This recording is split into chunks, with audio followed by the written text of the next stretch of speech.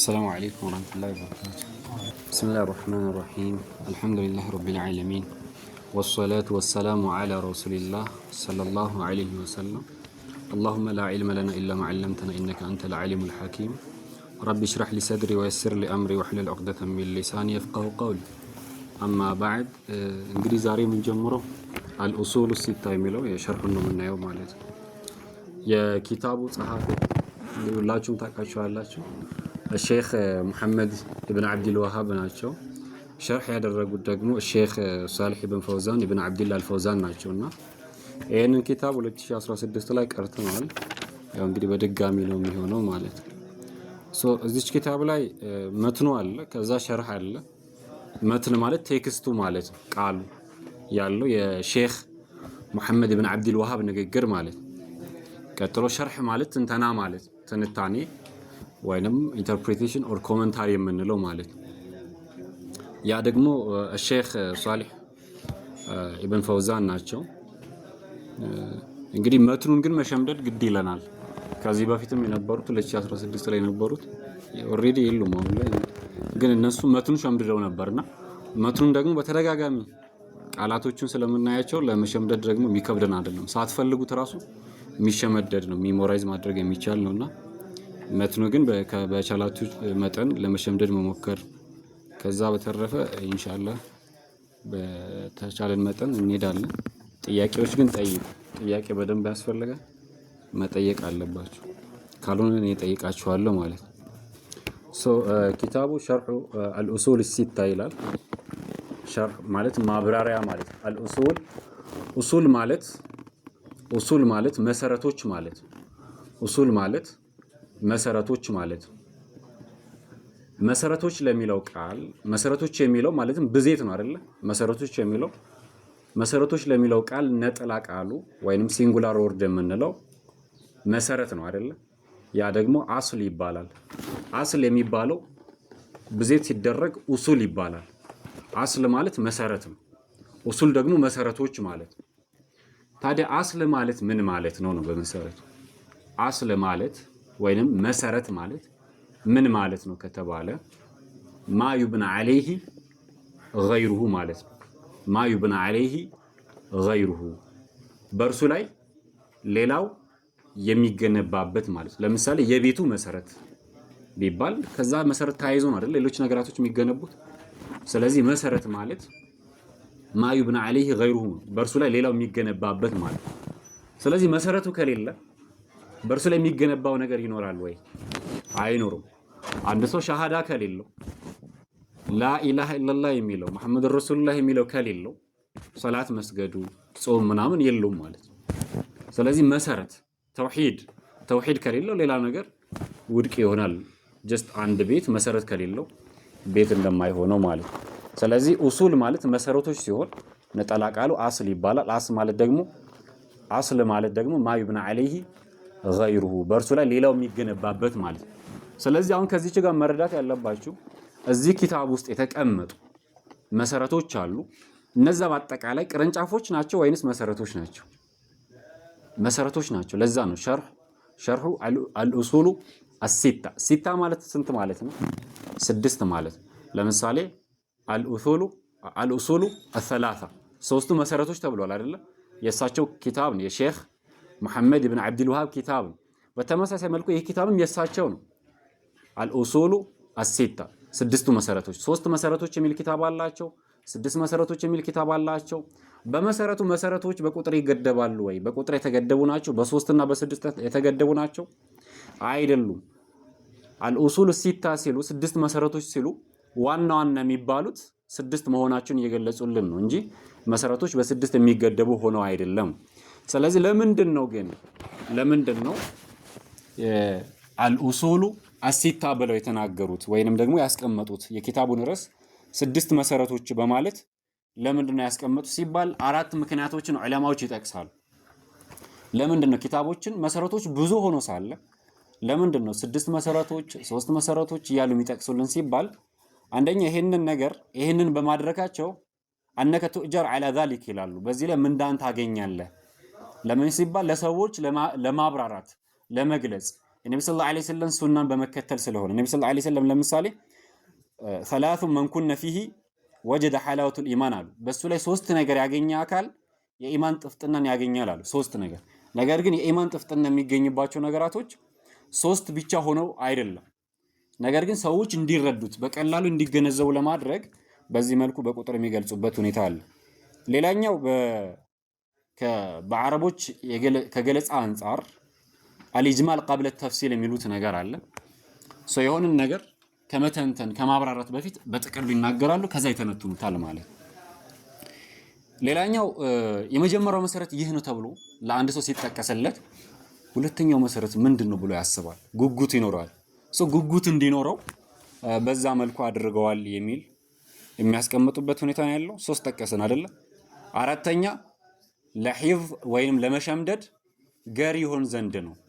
አራት ምክንያቶችን ጠቀስን። የመጀመሪያው ሙታባዓቱ ሊሱነቲ ረሱላህ ሰለላሁ ዐለይሂ ወሰለም ስለሆነ የነብዩ ሰለላሁ ዐለይሂ ወሰለም ሱናን መከተል ስላለበት አነከ ቱእጀር ዐላ ዛሊክ አሉ።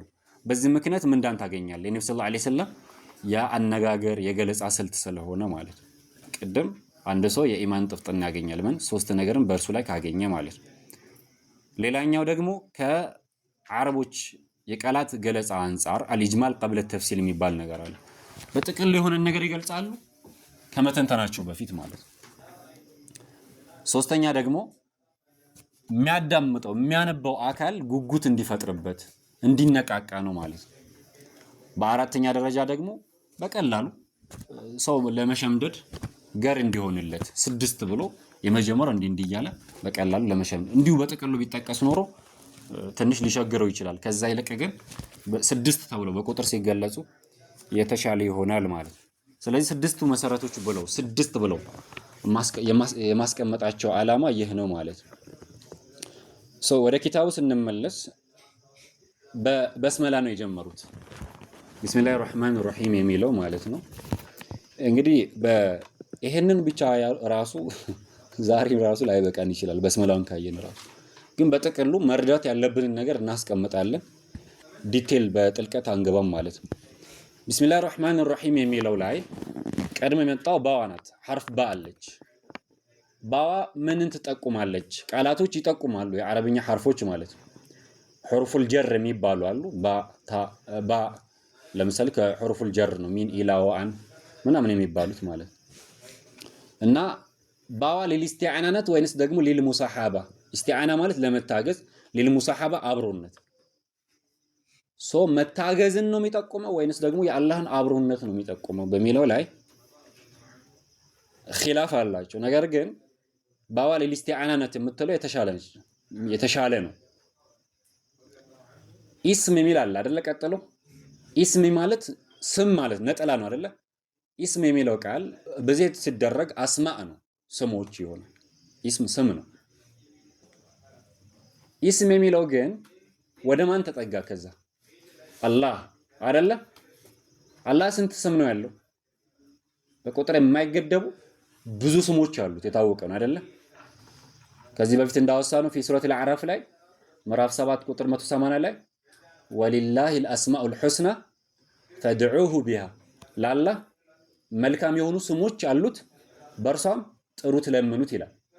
መልካም የሆኑ ስሞች አሉት ሲባል እንከን የሌለባቸው በመልካምነታቸው ጥግ የደረሱ ማለት መልካም ስሞች አሉት፣ ብዙ ስሞች እንዳሉት ከአንቀጹ እንረዳለን። ነገር ግን ስም የሚለው ወደ አላህ ስለተጠጋ አላህ ደግሞ ብዙ ስሞች እንዳሉት ስለሚታወቅ አልሙፍረዱል ሙዳፍ ኢለል ማዕሩፍ ቱፊዱል ዑሙም ይላሉ። አንድ ነጠላ የሆነ ነገር ወደሚታወቅ ነገር ከተጠጋ በሚታወቅበት ይተረጉማል። ስለዚህ ስም የሚለው ወደ አላህ ስለተጠጋ አላህ ደግሞ ብዙ ስሞች እንዳሉት ስለሚታወቅ በአላህ ስሞች ብለን ተረጉመዋል። ለምሳሌ አላህ Subhanahu Wa Ta'ala ሲናገር ወኢን ተዑዱ ኒዕመተላሂ ላ ትሕሱሃ ይላል። ወኢን ተዑዱ ኒዕመተላሂ የአላህን ጸጋ ብትቆጥሯት ይላል። ኒዕማ የሚለው ቃል ነጠላ ቃል ነው፣ ጸጋ ነው፣ ጸጋዎች አይደለም። ወኢን ተዑዱ ኒዕመተላሂ የአላህን ጸጋ ብትቆጥሯት አለ። ኒዕማ የሚለው ቃል ነጠላ ነው። ነገር ግን ኒዕማ የሚለው ወደ ማን ነው የተጠጋው? ወደ አላህ ተጠጋ አይደለ? ከዛ ምን አለ? ላ ትሕሱሃ ቆጥራችሁ አዘልቋትም አለ። አትዘልቁትም አይደለም ያለው በአንድ አይደለም አትዘልቋትም ብሎ በብዙ ገለጸው ማለት ነው።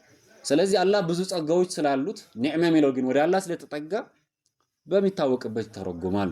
ልክ እንደዚሁ ስም የሚለው ወደ አላህ ስለተጠጋ በስሞች በአላህ ስሞች ታግጄ ብለን ተረጉሟል። አላህ የሚለው ተርጉም አልመእሉህ የሚመለክ አልሙስተሒቅ ማለት ነው የሚገባው አምልኮ በእውነት የሚገባው ማለት ነው። ግልጽ ነው አይደል? አላህ የሚለው አምልኮትን በእውነት የሚገባው ማለት ነው።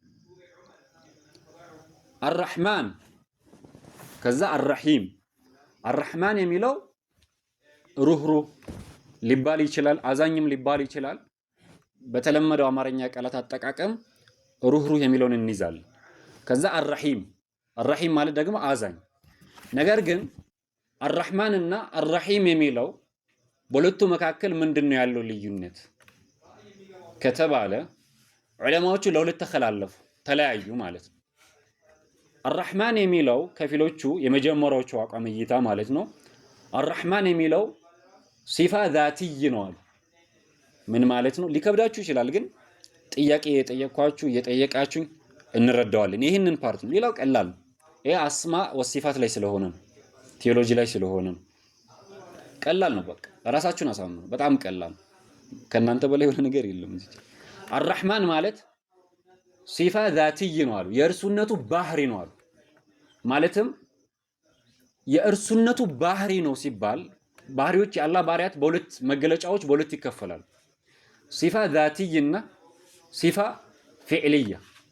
የእርሱነቱ ባህሪና ተግባራዊ ባህሪ በመባል በሁለት ይከፈላሉ። ምንና ምን? የእርሱነቱ ባህሪና ተግባራዊ ባህሪ ሲባል በሁለት ይከፈላሉ። ምንድነው ለመለየት የሚረዳን ነገር ምንድነው ከተባለ ሲፈልግ የሚለው ቃል መግባት ይችላል ወይንስ አይችልም የሚለው ጉዳይ ነው። አርረሕማን የሚለው ሲፋ ዛቲይ ነው ካልን ሲፈልግ ያዝናል፣ ሲፈልግ አያዝንም የሚባል ሳይሆን የእርሱነቱ ባህሪ ነው ማለት ነው። ለምሳሌ አንተን ልጠይቅ። ለምሳሌ አላህ ዓሊም ነው አይደለ? አይደለ እንዴ? ዓሊም ነው ማለት ምን ማለት ነው? ያውቃል ወይም አዋቂ ነው ማለት ነው አይደለ? አላህ ሲፈልግ ያውቃል፣ ሲፈልግ አያውቅም ይባላል አይባልም? ሁሌም አዋቂ ነው አይደለ? ስለዚህ ሁሌም አዋቂ ነው። ሲፈልግ የማይባል ከሆነ ምን ይሆናል? ሲፋ ዛቲይ ነው፣ የእርሱነቱ ባህሪ ነው ይባላል። ግልጽ ነው አይደለ? እሺ ጥሩ። አላህ የመናገር ባህሪ ያለው ሲፈልግ ይናገራል።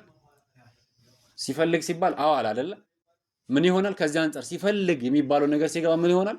ሲፋ ፊዕልያ ይሆናል፣ ተግባራዊ ባህሪ። ወከለመ አላሁ ሙሳ ተክሊምን፣ አላህ ሙሳን ማነጋገርን አናገረው። ወመን አስደቁ ቂለን ወመን አስደቁ ሐዲሰን እያለ ይናገር። ስለዚህ ሲፈልግ የሚለው ቃል የሚገባ ከሆነ ምን ይሆናል ብለናል? ተግባራዊ ባህሪ ተብሎ ይከፈል። ስለዚህ ዑለማዎቹ የመጀመሪያዎቹ ምን አሉ? አርረሕማን የሚባለው መገለጫ ሲፋ ዛቲይ ነው፣ ሲፈልግ የሚባል ሳይሆን የእርሱነቱ ባህሪ ነው። በቃ አላህ በመሆኑ ብቻ የራሱ አርረሕማን የሚባለው እዝነት አለው። ለባሮቹ የሚያዝንበት ነው። ለካሃዲና ለአማኝ ኦር በአማኝ ብቻ የተገደበ ነው ወይ ደግሞ ረሕመትን ዋሲዓ ነው፣ ሁሉን አቃፊ ነው። ለአማኝም ለካሃዲ ነው የሚያዝንበት ምናምን አይባልም አሉ የመጀመሪያዎቹ። አርረሒም የሚለው ምንድነው ሲባሉ ምን አሉ? አርረሒም በሚለው ባህሪ አዛኝ ማለት ነው። እሱ የእርሱነቱ ባህሪ ነው በመሰረቱ አንፃር። ነገር ግን ሲፈልግ ለባሮቹ የሚያዝንበት ነው፣ ለካሃዲም ለአማኝም የሚያዝንበት ነው አሉ። ስለዚህ አርረሕማን ማለት ሲፋ ዛቲይ ነው አሉ። አርረሒም የሚለው ለባሮቹ ለካሃዲና ለአማኝ የሚያዝንበት ነው አሉ የመጀመሪያዎቹ ሊቃውንቶች። ሁለተኛው ይሄንን ካልተመቻችሁ ሁለተኛውን አቋም ትይዛላችሁ፣ እይታውን ችግር ስለሌለው ማለት ነው። ሁለተኛው እይታ ምንድን ነው? አርረሕማን የሚለው በመሰረቱ ሲፋ ዛቲይ ነው፣ የእርሱነቱ ባህሪ ነው። ነገር ግን ሲፈልግ የሚለው ስለሚገባ ሲፋ ፊዕልይ ነው፣ ተግባራዊ ባህሪ ይሆናል። ማለትም ረሕመትን ዋሲዓ ነው፣ አቃፊ የሆነ እዝነት ነው፣ ለካሃዲም ለአማኝም የሚያዝንበት ነው አርረሕማን በሚባለው አሉ። ካሃዲም ይገባል፣ አማኝም ይገባል። አርረሒም በሚለው ግን አሉ ረሕመቱን ኻሳ የተገደበ የሆነ እዝነት ነው። በምን ቢልሙእሚኒን ለአማኞች ብቻ የሚያዝንበት የሆነ እዝነት ነው አሉ ረሂም የሚለው ማለት ተረታችኋል። ስለዚህ የመጀመሪያዎቹ ሊቃውንቶች ምን አሉ? አርህማን የሚለው የእርሱነቱ ባህሪ ነው። አርሂም የሚለው ደግሞ ለካዲም ለአማኝም የሚያዝንበት ነው አሉ። ሁለተኞቹ ዑለማዎች ደግሞ አርህማን የሚባለው ከሃዲም አማኝም የሚያዝንበት ነው። አርሂም በሚባለው ግን ለአማኞች ብቻ የሚያዝንበት ልዩ እዝነቱ ነው በማለት ገልጸውታል። ይሄንን ከያዝን የተመቻችሁ ማየት ትችላላችሁ እዚች ላይ ማለት ነው። ጥያቄ ያላችሁ እዚች ላይ